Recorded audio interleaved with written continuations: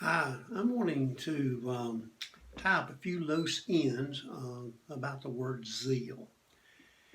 In the Bible, we have a couple of verses that I want to use as a launching pad today. First of all, in 1 Corinthians 12:31, we're told to earnestly desire spiritual gifts. In 1 Thessalonians 5:19, we're instructed, do not quench the Holy Spirit. However, I think that if we're not careful, sometimes maybe we get the idea that zeal is fanatical. It is passion on steroids. It's just over the top. Now, that can, I think, seem to be the case and be right. In Acts chapter 3 and verse 8, there's a man who's lame and he is healed as the Holy Spirit works through Peter and John. And he goes into the temple and it says he goes in there walking and leaping and praising God. Well, who wouldn't? Also in Luke 19, where we have an account of what we call Palm Sunday, the disciples of Jesus, after they had put their garments on the donkey, they had laid palm branches on the way. It says, they said, "Blessed is the King who comes in the name of the Lord, peace in heaven and glory in the highest." Now the religious leaders asked Jesus to rebuke his disciples. This was just way over the top as far as they were concerned. And Jesus said, "I tell you, if these, my disciples, were to be silent, the stones would cry out." So here is God's people having a moment of great revelation about who he is as God's Messiah. And they're very demonstrative. Now, those are two instances, and I think it's perfectly all right. But I do also think that there will be other times in which it's heartfelt, it's genuine, it's sincere, there's energy, there's passion, there's a genuine commitment to the Lord and his word, his church, but not so demonstrative.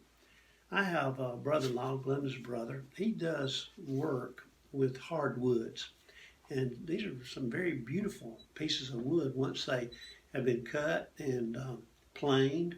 Might be cherry, might be oak, he's walnut, some others, and the grain and the colors it's just beautiful. And then that is enhanced as he uses his skills and tools and makes it into a piece of furniture. And then not only that, it becomes more exquisite when he covers it with a clear lacquer, so that now the colors, the grain, the texture is heightened even more. Now, I think that zeal can be like that. It enhances other qualities. It's like an adjective or an adverb, so that zealous love is love that is just felt and expressed, and there's no doubt about it.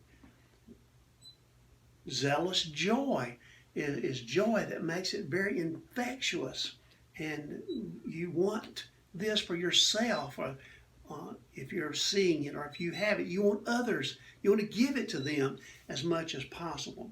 And so what I'm simply saying today is that, like this lacquer that covers the wood and enhances it, so zeal may not just be way over the top in terms of being physically demonstrative or vocally, but real nonetheless. And I think that this is something that is worth considering.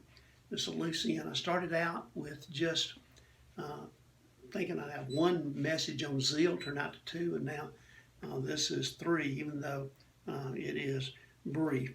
And so I hope that you will be one who earnestly desires your spiritual gift to be used for God's glory, and that you will be one who will be found as an instrument of the Holy Spirit's love and power, and not quenching him. Well, God bless you.